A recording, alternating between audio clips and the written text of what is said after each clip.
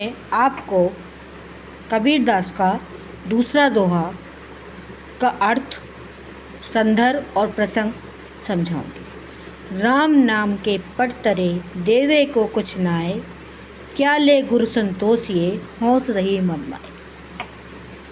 शब्दार्थ पट तरे का मतलब बराबरी, देवे को मतलब देने के लिए, देने योग, हौस माने हौसला, उत्साह माने उमंग, क्याले माने किस वस्तु। संदर्भ प्रस्तुत साखी हमारी पाठ्य पुस्तक हिंदी काव्य में संकलित एवं कबीरदास द्वारा रचित साखी से उद्घृत है। कबीर जी कहते हैं कि जिस गुरु ने हमें ज्ञान प्रदान किया है उसके बदले में मेरे पास देने को कुछ नहीं है। व्याख्या, कबीरदास जी का कहना है कि गुरु ने मुझे राम नाम दिया है, उनके समान बदले में संसार में देने को कुछ नहीं है, तो फिर मैं गुरु को क्या देकर संतुष्ट करूं। खुद देने की अभिलाषा मन के भीतर ही रह जाती है। भाव यह है कि गुरु ने मुझे राम नाम का ऐसा ज्ञान दिया कि मैं उन्हें उनके अनुरूप कोई दक्षिणा देने में असमर्थ हूँ।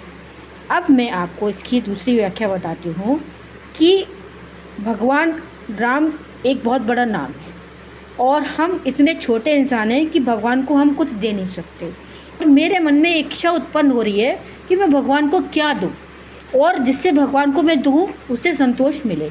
अब इसकी काव्यगत सौंदर्य विशेषता है। ईश्वर प्रेम की प्राप्ति सुदूर की कृपा से ही संभव है और सद्गुरु की प्राप्ति ईश्वर की कृपा से ही होती है। भाषा सदुक्कड़ी, शैली मुक्तक, रस शांत, छंद दोहा, अलंकार अनुप्रास। तीसरा दोहा है, ज्ञान प्रकाश्या गुर मिला, सो जन भी सर जाए, जब गोविंद कृपा करी तब गुरु मिलिया आए। शब्दार्थ जिन माने नहीं, कृपा माने अनुकंपा, बीसर मान विस्मित माने मिलिया मिले। संदर्भ प्रस्तुत पद्यांश हमारी पाठ्य पुस्तक हिंदी काव्य में संकलित एवं कबीरदास द्वारा रचित साखी से लिया गया है। कबीर जी कहते हैं कि गुरु के मिलने से ही ज्ञान की प्राप्ति होती है और गुरु भगवान की कृपा से ही मिलते हैं। कबीर का मानना है कि ईश्वर की महान कृपा से गुरु की प्राप्ति हुई है। इस सच्चे गुरु ने तुम्हारे भीतर ज्ञान का प्रकाश दिया है। हे जीवात्मा, कहीं ऐसा ना हो कि तुम उसे भूल जाओ, क्योंकि ईश्वर की असीम कृपा से तो सद्गुरु की प्राप्ति हुई और उसकी कृपा से तुम्हें ज्ञान मिला है। अब दूसरे शब्दों में हम कहेंगे कि ईश्वर की कृपा जब होती है तभी गुरु मिलता है और जब गुरु मिलता है तो वो हमें हमारे भीतर सच्चा ज्ञान प्रदान करता है। अब उस ज्ञान को हमें भूलना नहीं चाहिए। इसमें काव्यगत सौंदर्य विशेषताएं हैं। रस शांत, छंद दोहा, अलंकार अनुप्रास, भाषा सदुक्कड़। चौथा दोहा है, माया दीपक नर पतंग, भ्रम भ्रम एवं पड़ंत, कह कबीर गुर ज्ञान थे एक आध उबरत। शब्दार्थ पतंग माने पतंगा, एक आध माने कोई कोई, इवे माने इसमें, ते माने से, उबरंत माने मुक्त हो जाते हैं। प्रस्तुत पद्यांश हमारी पाठ्य पुस्तक हिंदी काव्य में संकलित एवं कबीरदास द्वारा रचित साखी से अवतरित है। इस पद में कबीर ने जीव और माया को क्रमशः पतंगा और दीपक का रूपक मानते हुए माया की प्रबलता और गुरु के उपदेश की महत्ता को बताया है। व्याख्या, यह संसार माया के दीपक के समान है और मनुष्य किसके समान है? पतंगे के समान है।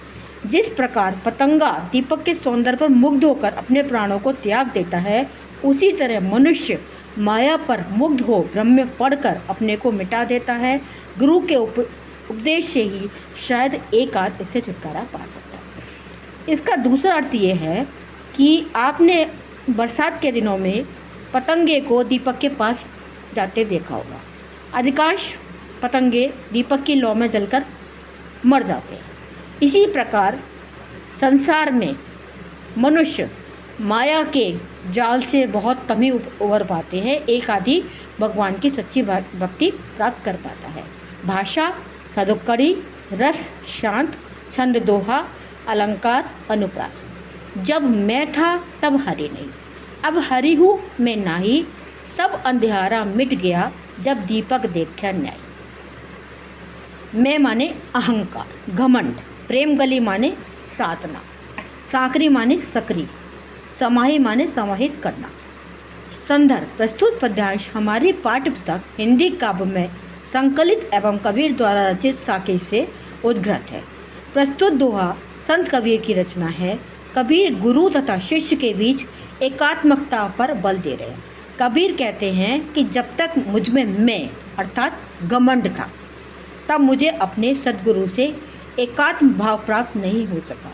मैं गुरु और स्वयं को दो समझता रहा।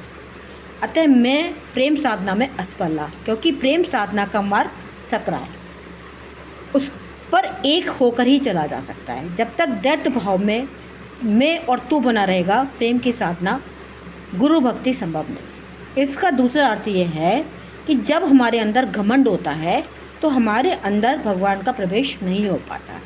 जैसे ही हम घमंड को त्याग देते हैं, तब हमारे अंदर भगवान का प्रवेश हो जाता है, क्योंकि प्रेम की गली जो होती है वो अति सक्रिय होती है, छोटी होती है।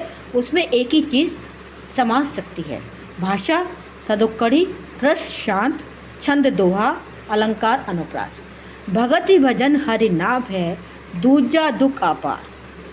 कबीर सुमरा हरि कबीर सुमरा सार। शब्दार्थ मनसा माने मन से, वाचा माने वचन, कर्मना माने कर्म से, सुमिरन माने भगवान नाम का स्मरण।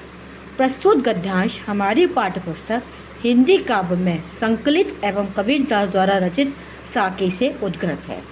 प्रसंग: संत कबीर ने इन काव्य पंक्तियों में जगत की असारता और परमात्मा की नित्यता बताते हुए अहंकार को नष्ट कर हरि भक्ति की प्रेरणा दी है।